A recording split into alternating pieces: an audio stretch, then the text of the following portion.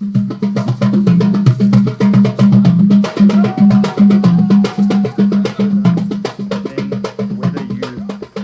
is the best way to start with the bare bones and then build up?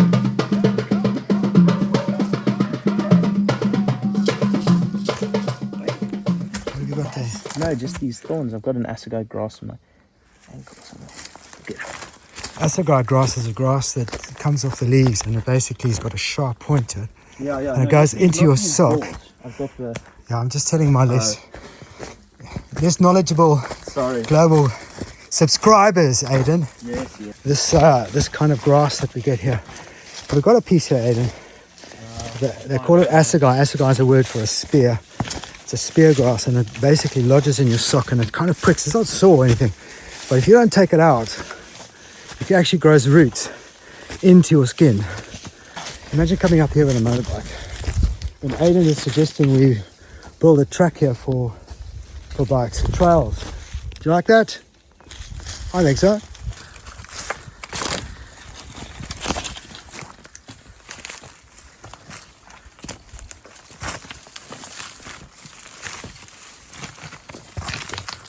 So just down there is a country called Swaziland. Over there is a national park called the Kruger National Park, it's about the size of Ireland, I believe. It's huge.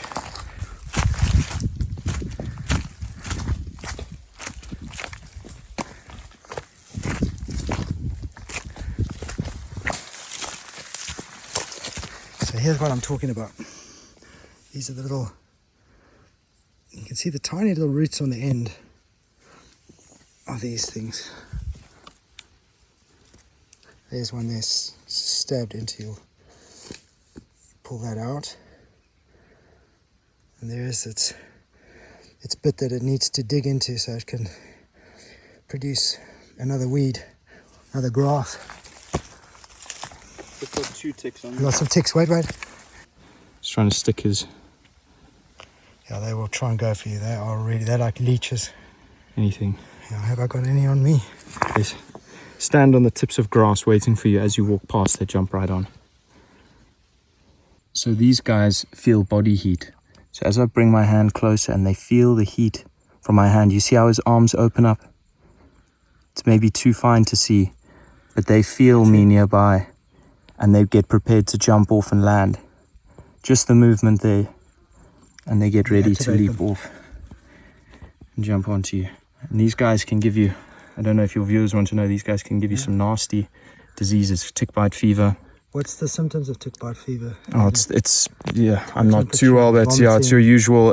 And that's actually the dangerous thing, is that often it can seem like other symptoms, and it's only once you found the tick bite itself that you can actually confirm what happened. They're nasty little bastards, these. Hi guys, welcome back to the channel. Today I'm not in the workshop.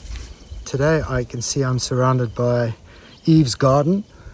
I'm out in the woods with my fond nephew out in Africa. After we stop looking at motorbikes, we look at these things. And this is where I was born. Just want to show you this. Those beautiful mountains. This is where I learned to ride that RM and a few other bikes I used to have here. And you can imagine, back in those days, no helmets, not much law around, so yeah, still alive to tell the tale. But yeah, nice, eh? Yeah, let's get going before it gets dark. Yeah. In fact, we have 40 minutes to get back. 40? Really? Yeah. No way. Yeah, we got to get going. Okay. 5 o'clock. Say bye to my people. Hey, cheers everyone. Like and subscribe.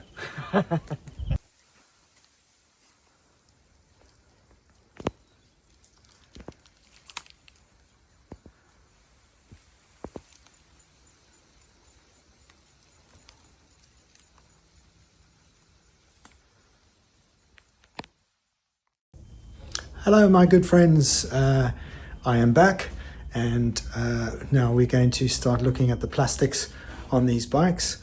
I will say that I'm afraid there's going to be some delays in the frequency of these videos because things at work are hotting up, so it's coming into the season, so I'm going to be working on these as best I can within the time.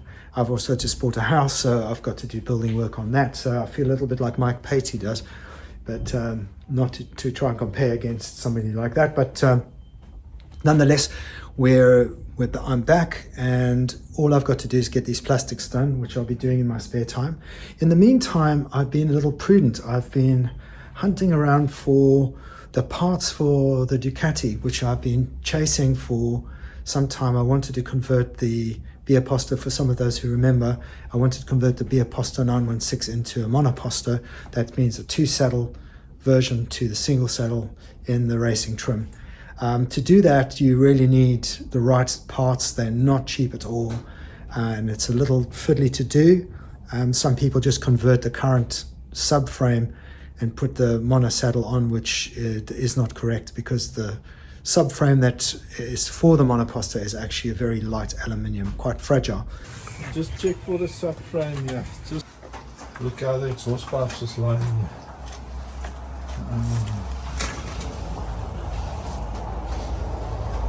It's not the subframe.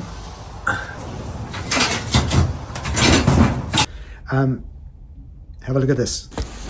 This one I managed to find in Australia. Like all the bike parts that I build and repair, nothing is ever new. So I'm Mr. Recycling. But this is the reason why. This had cracked. But this is the 16, they call it, I think, the M16, for those who might be shooting me down in Ducati land. But this is basically the right hard drive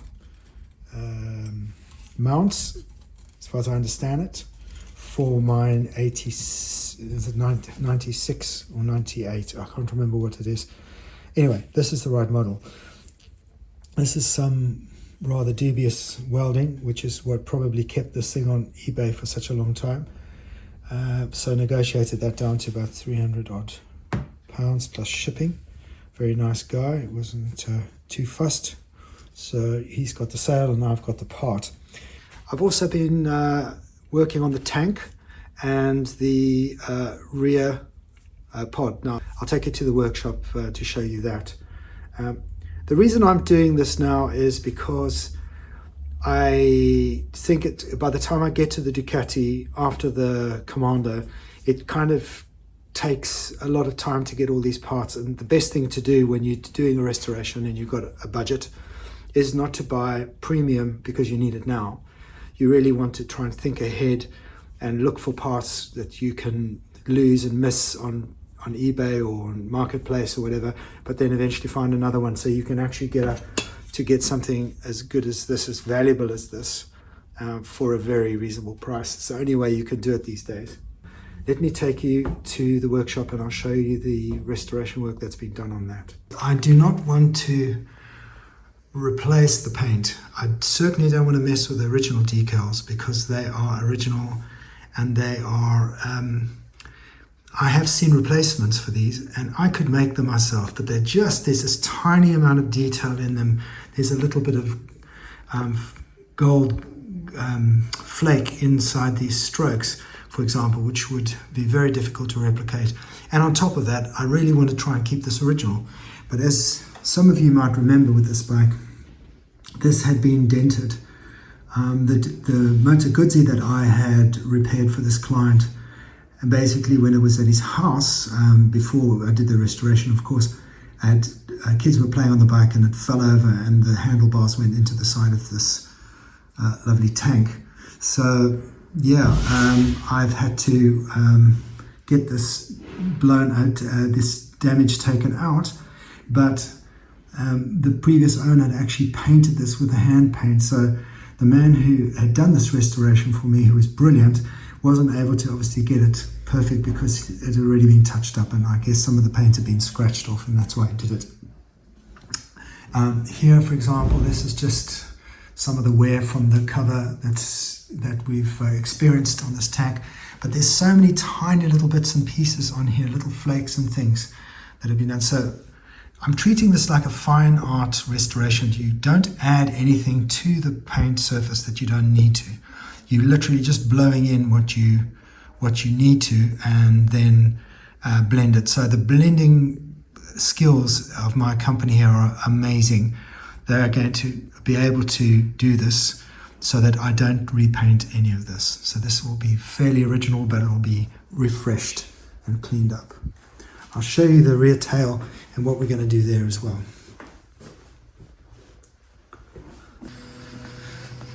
So here is the tail that I bought.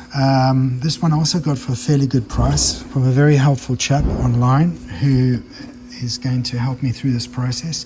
As you can see, this had been damaged before, and what we're doing is we're going to try and resurrect this paintwork. The trickiest part about this is down here in this decal. So one of the things that I've asked my sprayer to do, because I'm giving this to one of the restorers here, is that he is going to try and repair this tiny detail as opposed to replacing this whole thing. Now, some people might think that's a bit pedantic, but to me it's very important that the authenticity of the bike's originality is key, because ultimately that's what people are buying. You can see this huge decal that's stuck on the back here. This is typical.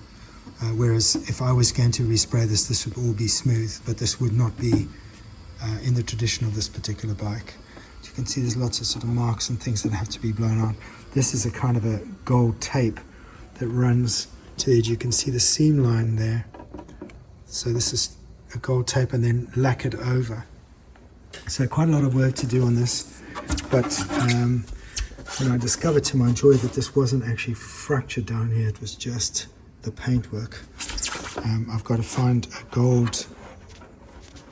Gold looks gold to me. One for this side. I'm sure I'll be able to pick up a spare there. So yes, whether I like it or not, it seems to me that the Ducati is slowly working away on this bike without getting too involved in it, because I've got lots of other things to do, as I've said. So let's keep an eye on this. When it comes to the full restoration of the Ducati, that's going to be a totally different ball game, because that is a strip out of the engine. There's lots of decay on the bottom of the sump area of the engine. So this is just the ancillary aesthetics that I've done. You can see here how I've started to work on the panels which got severely damaged, and we're going to try and resurrect those as well.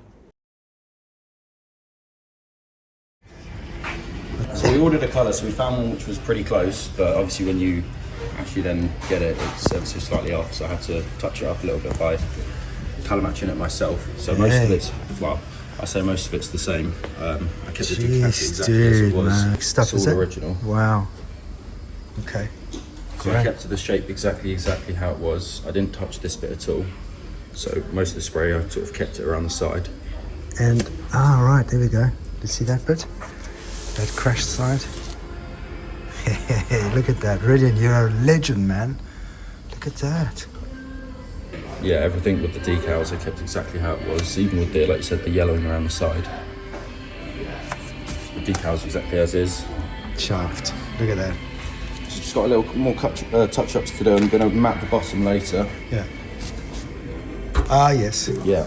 You got the red on there. Oh, yeah. Okay, that's all. I still kept as much of the... to overspray as you could. Yeah. Don't Thank you, Italy. say 191. Okay, so we've got an issue here with this color, and this is an OEM Ducati part. So I'm assuming this is a 916 part. There's a slightly different red to this. So we're going to have to find some creative ways. See, it's slightly different. It's a little lighter really. So this actually is slightly different to this red. I think this is darker. No, hell. Really? Ever so slightly, yeah. This is an OEM part. This is like an original, straight out the factory. Yeah, well, I think... This is because this is exposed. Because this is under the saddle. Yes, I believe so. So when I was showing Mark, when I was going through the colour cards to find something similar, I was like, this is the red perfect, exactly the same colour as this. Match it to this. Pretty much close to this. It might need a little touch up, but yeah, this red is ever so slightly darker. That's why, because it's been exposed. So I was thinking... How are we going to do that? Probably... Maybe I don't actually know. Depends on. I think, to be honest, the best thing would be to respray the same colour as what I've got for this, because I've made up a big batch of it anyway. So I don't for the fairings. Yeah, so I've got about 200 odd grams of it, so I don't really need to make any more. So the colour that's in there is exactly the same as the colours on it. So I'm thinking it might be best just to, like I say, keep all of the original and then just give it a light colour. Yeah, definitely. Just mask on that gold edge there. Yeah, okay. Gold. And, so I started yesterday. I had to pick off all the bits that were coming off loose because there's dirt underneath it, and I have to give it a clean, because if I don't, it's just going to come off. But I've managed to save that. That was enough fun. Let's get back to the plastics. Lots of work to do. In fact, it's quite daunting, considering the state of these parts. So if I was doing one, it wouldn't bother me too much. But the fact that I've got all these to do bothers me. There's a lot of stuff to do. But we'll get through it. Let's get down and I will show you. I'm not going to take you through all the boring stuff of sanding and scraping and whatever else, but I'll give you an indication of just how much work there is to do. So the next time you'll see this video, I'm hoping that would be the overview video that I've been waiting to do for so long. I share these intermediate videos because I need to put something on the channel so people don't forget who I am. But once those are done, I'm going to be doing a nice feature video of these, which should be fun for you, especially for those of you who followed along since it was almost a year now, maybe a little less. But yeah, it's been a long road. Doing 3 RM 125s from the 1980s is, well, it's, as you can tell, the kind of wear that you get on an MX bike is fairly significant, which is why when you buy an MX bike, you should be very careful about what you pay for it, because although it might look right, it's these things in here, the stuff that sits inside here, that just takes an absolute hammering. And finding spare parts for these vintage bikes is nigh impossible now. So anyway, I'll see you on the other side. This is why I've been resisting doing this. Because it's such hard work and the hands get really quite sore, my joints get quite sore. I've got to get rid of all this stuff, and hopefully there's enough plastic on this to go yellow. So just got to keep cracking on. This is the more unglamorous side of restoration. You just got to stick at it, scrape away, because you know eventually it's going to look amazing.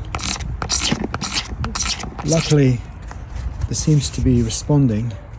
There's a bit of a crack here, but we can fix that. And we'll see. I put a 80 grit sandpaper on a grinding tool, or an orbital, and just even that out to get it as yellow as I can.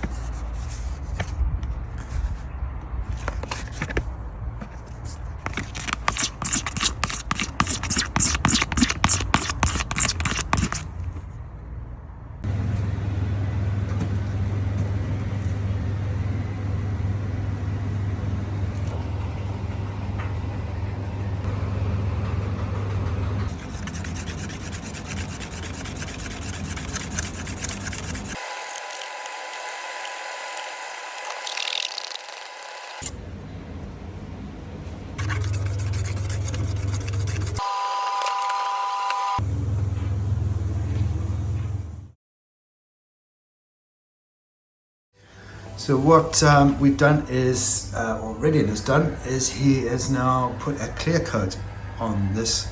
So what that does, that clear coat does, is it creates a block between the original part and the part that he's working on. So for example, if he puts color on and the color's not matched, he's not going to scrape it back and damage the original. So it's kind of like a buffer zone. It's something that we do here at CBR, which is very cool. So yeah, he is trying desperately to save this original, and it looks like he has achieved that. Am I right, Redian? Yes. The decal for the flag will retain most of the same. I'll Wow. touch up a little bit because it has been damaged. It's a big scratch, but I mean, aside from that, most of it will retain the same. So we're looking at some of the differences between these panels. This is, I know for a fact, this is the original panel. This wasn't resprayed, and neither was this tank. So what we've got is, I mean, they're pretty close, but you can see this is slightly lighter than that. So I'm guessing, we're sort of guessing, that these were probably sprayed in different departments or maybe different days. But I mean, both of these are originally painted in the factory, yet you've got this difference. So if any of you have got the same thing going on with your bike, let me know in the comments.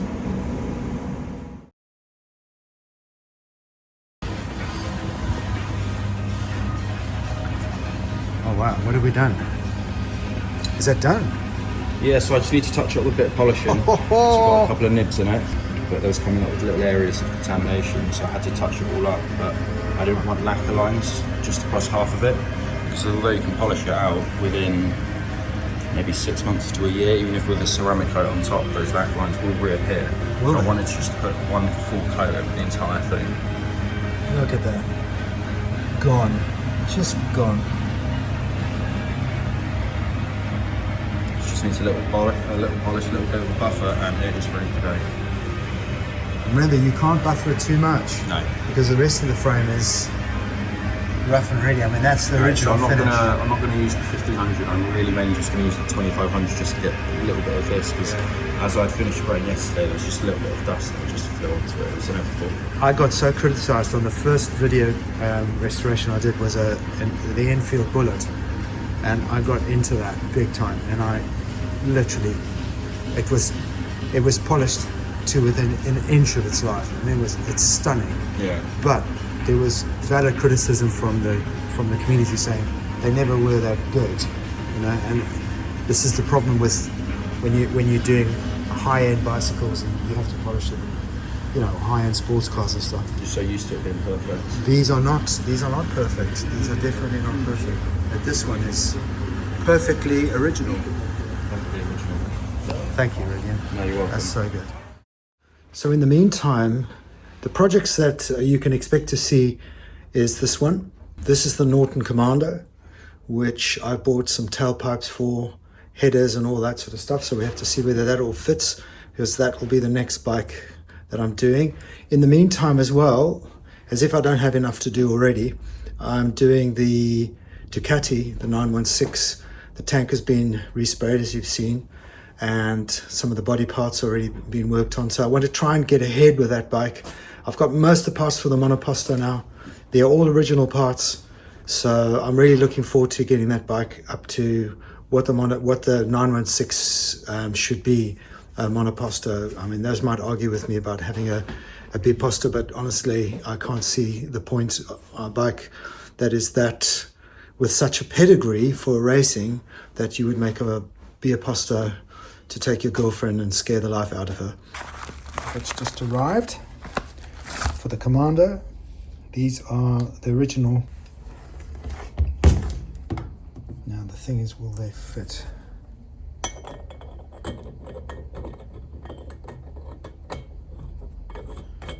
Oh yes, there we go.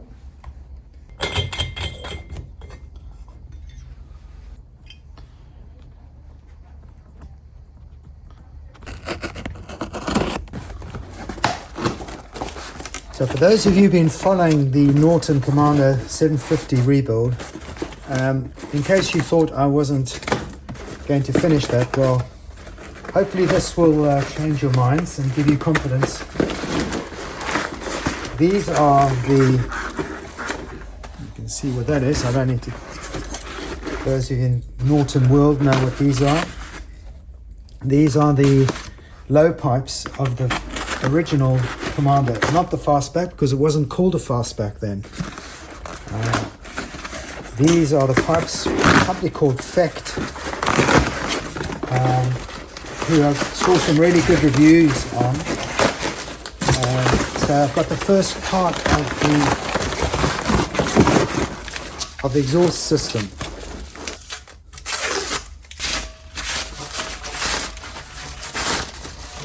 There we are. So I've got the header pipes coming. There we go, guys. The Norton project is back on. So yeah, lots of nice projects coming on, so don't disappear. Please remember to subscribe. Put your comments down below. I always read them, and yeah, so thank you everybody so far for those who've just subscribed. Remember, there's a lot of people that do go onto the channel that don't necessarily subscribe. It does help the channel hugely.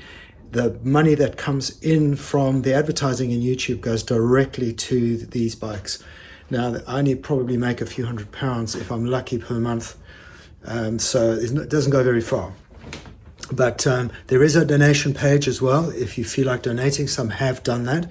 That again goes all into these projects. Nothing comes to me, but the projects need some help every now and then when I'm doing expensive or exotic bikes like these. Very difficult to find parts, and those that I do find are quite expensive.